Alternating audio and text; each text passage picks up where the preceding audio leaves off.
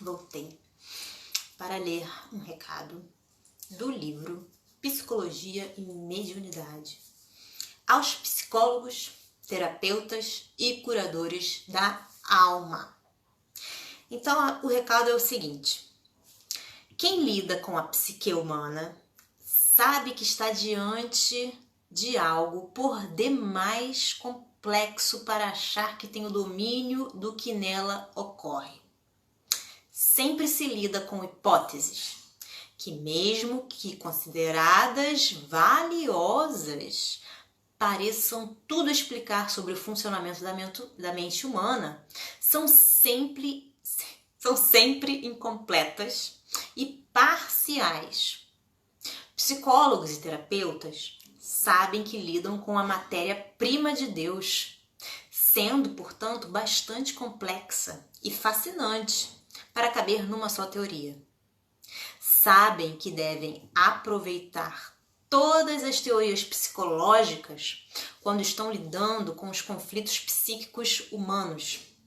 Além delas, estão descobrindo que é preciso lidar com o fenômeno espiritual e com a mediunidade. Aqueles que consideram suficiente uma teoria psicológica como pano de fundo de sua percepção dos processos de seus pacientes estão por demais atrasados em relação àqueles que utilizam um pouco de cada escola psicológica. Mesmo estes últimos continuam atrasados por desprezarem a mediunidade de seus pacientes. A psique humana é um vasto campo a ser explorado, sobre o qual muito se escreveu e ainda se escreverá, como agora eu faço, que é o autor que está fazendo, né? Os limites a ela impostos, como se seus intricados mecanismos estivessem na estrutura cerebral, contribuem para a permanente ignorância que ainda temos sobre os conflitos humanos. O cientificismo empirista, não permitindo aos teóricos da psicologia a possibilidade de admitir que algo escapasse aos seus domínios, levou a que grandes pensadores não ousassem além dos limites de sua época. Embora incapaz de tudo explicar, poder-se-ia admitir, a partir dos conhecimentos da física quântica, que a estrutura cerebral gerasse um campo tetradimensional, no qual os fenômenos psíquicos pudessem ocorrer. Nesse campo virtual encontraríamos a mente e seus processos. Nem esta hipótese é considerada, que dirá a existência do perispírito como sede da psique humana. Ainda estamos longe de uma psicologia do espírito que possa englobar a gama imensa dos processos envolvendo a mediunidade. O terapeuta, que se encontra atuando no século XXI, não pode mais ser conivente com a ignorância do saber científico a respeito da mente humana, devendo ir em busca de conhecimento sobre a mediunidade. Quando o fizer, saberá que, independentemente da crença, fé ou teoria psicológica que adote ou que seu paciente possua, os fenômenos mediúnicos interferem sobremaneira no sentir, pensar e agir do ser humano. Pelo desconhecimento da mediunidade, muitos tratamentos, os transtornos mentais e das inadequações do agir do ser humano se tornam prolongados ou não são eficazes. Perdem muito os profissionais e, consequentemente, seus pacientes, que não têm um conhecimento teórico e prático adequado sobre as influências da mediunidade no sentir, pensar e agir do ser humano. Não se trata de transformá-los em espíritas, muito menos em lhe impor uma crença que modifique ou perturbe seu olhar científico. A compreensão de que os processos psíquicos se estruturam em uma ou mais existências do espírito e sob os mais diversos papéis, permite não só uma maior percepção sobre a personalidade de quem se atende, como também contribui para a redução do tempo de cura.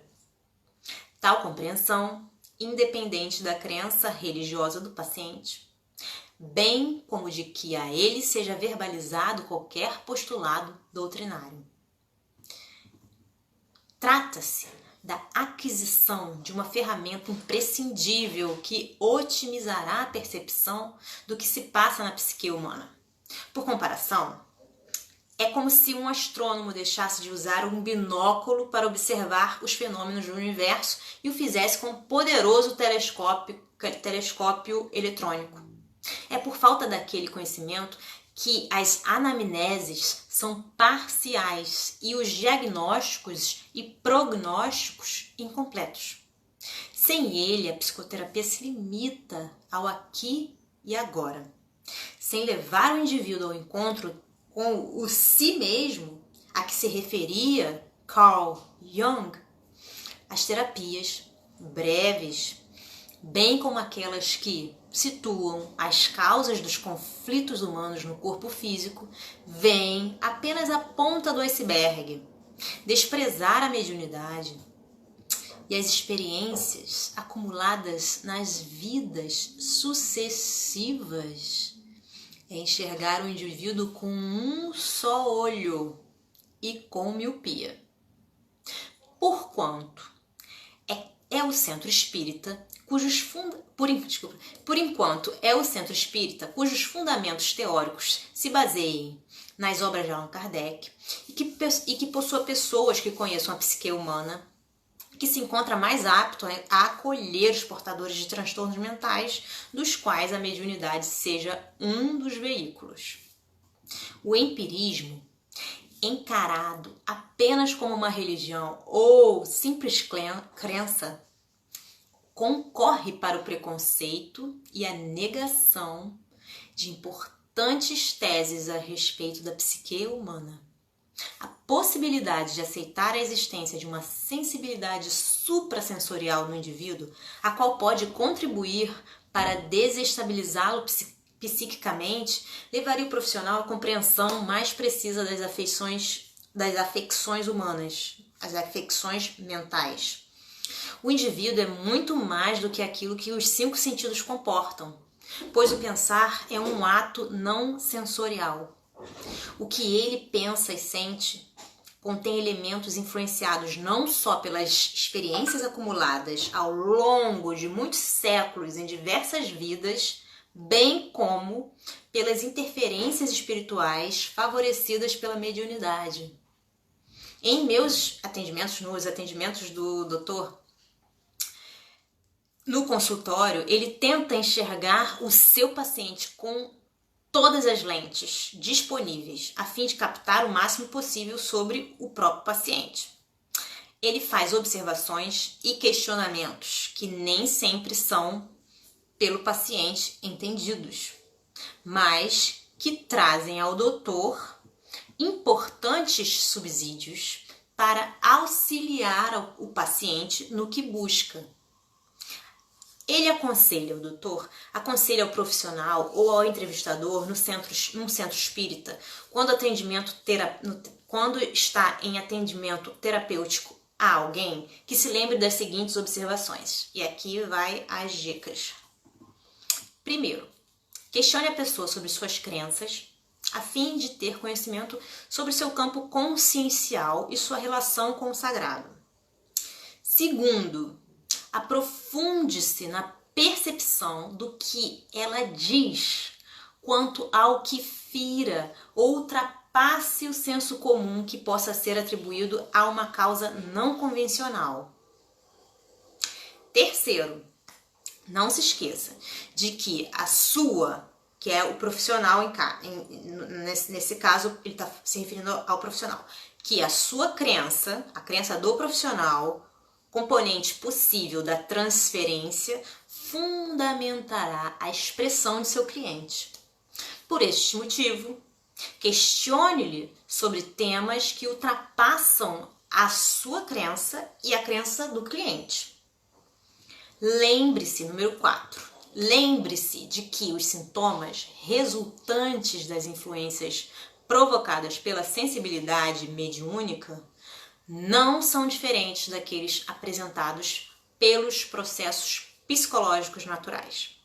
A distinção é difícil e exige, além de conhecimentos de ambos os campos de saber, tempo de observação.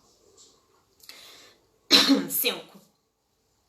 Não se deixe enganar pela afirmação pura e simples de seu paciente que acredita tratar-se de um processo exclusivamente psicológico ou, ao contrário, exclusivamente espiritual. Ambos os campos, via de regra, se interpenetram. Número 6. Mesmo tendo conhecimento e percepção de que se trata de sintomas resultantes da faculdade mediúnica não educada, evite colocar a seu paciente, pois ele poderá não lhe entender por não ser detentor dessas noções. Ainda que as tenha, evite da mesma forma, a fim de não transformar uma sessão de análise ou de terapia numa consulta espiritual. Número 7. Não levante hipóteses precipitadas sobre as causas dos sintomas que um paciente apresente.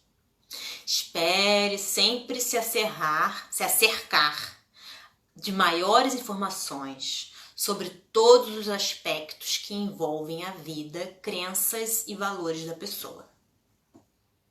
É isso. Número 8. Procure, quando possível, acercar-se de informações sobre a vida familiar e hábitos de seu paciente junto a pessoas que com ele convivem. Nem sempre ele informa ou acha relevante certas alterações de comportamento. Número 9. Questione-lhe sobre seus inimigos, suas decepções, seus amores, suas relações profissionais, seu lazer, com quem vive, que medicamentos utiliza, quem o indicou, como são suas relações familiares e, sobretudo, sobre sua queixa principal. 10. Analise seu pensar, o curso, a forma e conteúdo, e suas emoções, as alterações de humor. 11. Procure observar seu comportamento na entrevista, se tem agitação, tiques, expressão facial, estereotipias, hipo ou hiperatividade. 12. Procure saber sobre sua conduta no que diz respeito ao juízo da realidade e falhas de caráter. 13. Informe-se sobre sua vida intelectual e sobre suas limitações de compreensão no campo da inteligência. 14. Observe sua linguagem, gírias, erros, qualidade e conteúdo. 15. Procure perceber sobre sua memória no que diz respeito à fixação, retenção e evocação. 16. Na entrevista, observe a respeito de sua consciência, principalmente a atenção, a orientação, a vontade, a vivência do tempo e do espaço, unidade e identidade do eu. 17. Verifique como está a afetividade dele. Euforias, elação, exaltação, êxtase, ansiedade, depressão, apatia, inapropriação, ambivalência, medos, fobias, pânico. Essas são algumas das observações que podem ser feitas sobre uma pessoa, as quais nem sempre são conseguidas apenas na primeira entrevista ou sem a ajuda da família. Outras observações surgem a partir do relato do paciente sobre seus sintomas, que podem revelar aspectos importantes a respeito da natureza espiritual de seu problema. E ficamos por aqui. Daqui a pouco eu volto.